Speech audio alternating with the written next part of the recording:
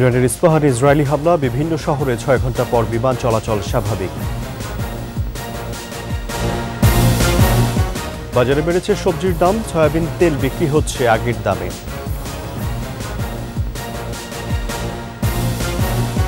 সহসাই কমছে না তাপপ্রবাহ, খুলনার রাজশাহীতে আরও বাড়ার শঙ্কা, গরমে বাড়ছে ডায়রিয়া।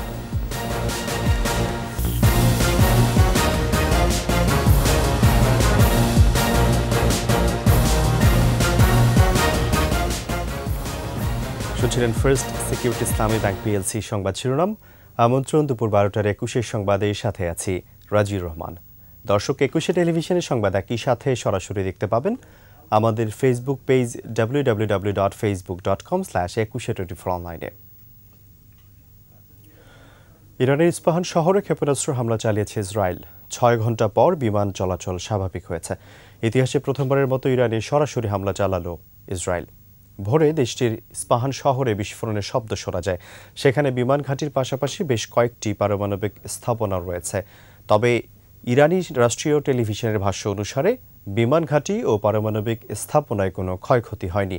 একই সঙ্গে ইস্পাহানের উপরে ৩টি ড্রোন ধ্বংস করার কথাও জানানো হয়েছে। এর আগে গেল শনিবার রাতে ইসরায়েলে হামলা চালায় ইরান।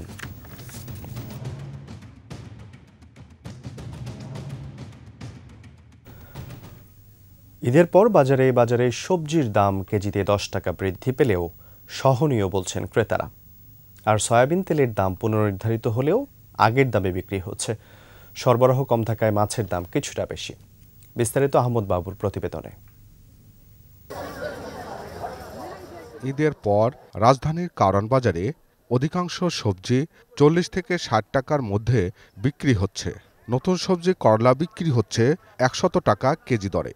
পেঁয়াজ ৬০ টাকা, রসুন দেশি ১৬০ টাকায় বিক্রি হচ্ছে। ঈদের পর পরে প্রায় ১০ থেকে ১৫ টাকা প্রতিটা সবজিতে দাম বাড়তি। মাছের দর ঈদের পর বাড়তি।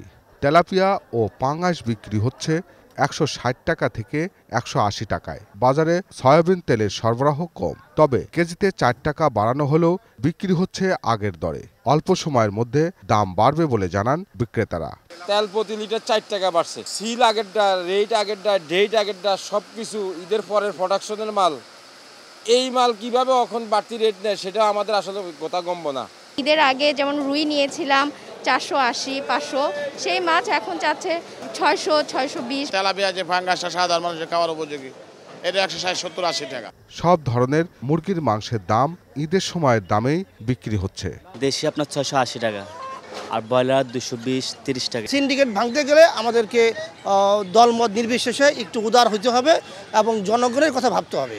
গরুর মাংস ৭৫০ টাকা ও খাসির মাংস ১১০০ টাকা দরে বিক্রি হচ্ছে। গরুর দাম তো এখন আরো বাড়বে, সামনে তো আরো কম ছিল, ৫৮০ টাকা, ৬০০ টাকা, ৬৫০ টাকাও ছিল। বাইরের সাথে কম্পেয়ার করলে মনে হয় একটু কম হলে ভালো হতো। তবে মাংসের দাম বাড়বে বলেও জানান বিক্রেতারা। আহমদ বাবু, ২১ টেলিভিশন, ঢাকা। সহসাই কমছে না তাপপ্রবাহ, খুলনা রাজশাহীতে দাবদাহ আরও বাড়ার শঙ্কা আবহাওয়া বিভাগের। তীব্র গরমে নানা রোগে আক্রান্ত সাধারণ মানুষ। অসুস্থতা থেকে রক্ষা পেতে বাড়তি সতর্কতার পরামর্শ চিকিৎসকদের। বিস্তারিত জানাচ্ছেন মানিক শিকদার। ২ সপ্তাহ ধরে দেশজুড়ে বয়ে চলেছে তাপপ্রবাহ। রাজশাহী ও খুলনা বিভাগে তীব্র দাবদাহে অতিষ্ঠ সাধারণ মানুষ। চরম পর্যায়ে গরম অসহ্য হয়ে গেছে একবারে। বৃহস্পতিবারও দেশের সর্বোচ্চ তাপমাত্রা রেকর্ড করা হয় চুয়াডাঙ্গা ও যশোরে ৪০.৪ ডিগ্রি সেলসিয়াস। তুলনামূলকভাবে যে তাপপ্রবাহের এলাকা, সেটা আজকেই কিছুটা কম থাকতে পারে। আগামীকাল থেকে তাপপ্রবাহের এলাকাটা আরও বেড়ে যেতে পারে। তীব্র তাপপ্রবাহের মাঝেই সর্দি, জ্বর, পেটের পীড়ায় আক্রান্ত হয়ে অনেকেই যাচ্ছেন হাসপাতালে। মহাখালীর কলেরা হাসপাতালে বাড়ছে রোগীর চাপ। গরমে মঙ্গলবার থেকে ২-৩ বার বাইরে গেছে, বুড়ির থেকে বেশি পেট খারাপ করে নিয়ে আজকে সারাদিন এইখানে, ওর এখন পর্যন্ত কোনো দেখতেছি না। তাপদাহ অব্যাহত থাকলে রোগীর সংখ্যা আরও বাড়ার আশঙ্কা কর্তৃপক্ষের। এই সময় দেখা যায় যে ডায়রিয়া নিয়ে পেশেন্টগুলো ভর্তি হয়, কিন্তু এবার যেটা হয়েছে মাঝখানে রোজা এবং ঈদ পরে যাওয়াতে সম্ভবত পেশেন্টটা এখনো কম আছে।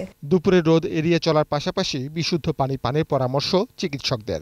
সম্ভব ঘরের ভিতরে থাকার চেষ্টা করতে হবে এবং যখন ঘরের বাইরে যাবে ছাতা ব্যবহার করতে হবে বা টুপি ব্যবহার করতে হবে, ঢিলেঢালা কাপড় পরতে হবে এবং বেশি পরিমাণ পানি খেতে হবে, প্রস্রাবের দিকে খেয়াল রাখতে হবে। আবহাওয়াবিদরা বলছেন আগামী কয়েকদিনে দাবদাহের ব্যাপ্তি ও মাত্রা আরও বাড়তে পারে, তাই সচেতন থাকার পরামর্শ তাদেরও। যারা মাঠে কাজ করে, বিশেষ করে দুপুরের পর থেকে দুপুর 3টা থেকে বিকাল পর্যন্ত যতটা সম্ভব তারা ছায়ায় অবস্থান করবে এবং পর্যাপ্ত পানি খাবে এবং বিশুদ্ধ পানি খাবে। শ্রমজীবী, দিনমজুর ও কৃষকদের বেশি সচেতন থাকার পরামর্শ বিশেষজ্ঞদের।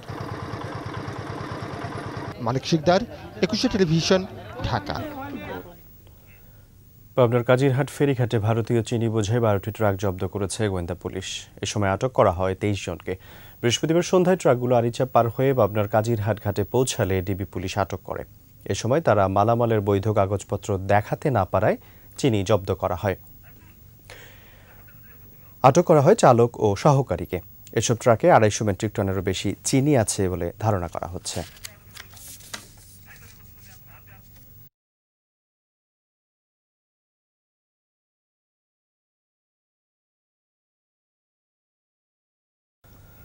শেষ করছি দুপুর 12টার 21 সংবাদ। যাবার আগে ফার্স্ট সিকিউরিটি ইসলামী ব্যাংক পিএলসি সংবাদ শিরোনামগুলো আরও একবার। ইরানের ইস্পাহানে ইসরায়েলি হামলা, বিভিন্ন শহরে 6 ঘন্টা পর বিমান চলাচল স্বাভাবিক। বাজারে বেড়েছে সবজির দাম, সয়াবিন তেল বিক্রি হচ্ছে আগের দামে।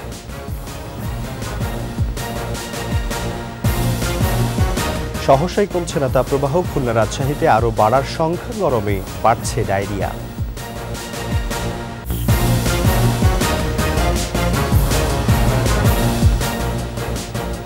সর্বশেষ খবর জানতে ডায়াল করুন 2021 নম্বরে আর ভিজিট করুন 21-tv.com এই ওয়েবসাইটে। এছাড়া ফেসবুকে ভিজিট করতে পারেন facebook.com/2124 অনলাইনে। এতক্ষণ সাথে থাকার জন্য ধন্যবাদ। পরবর্তী সংবাদ দুপুর 2টায় দেখা আমন্ত্রণ রইল। 21-এর সাথে থাকুন।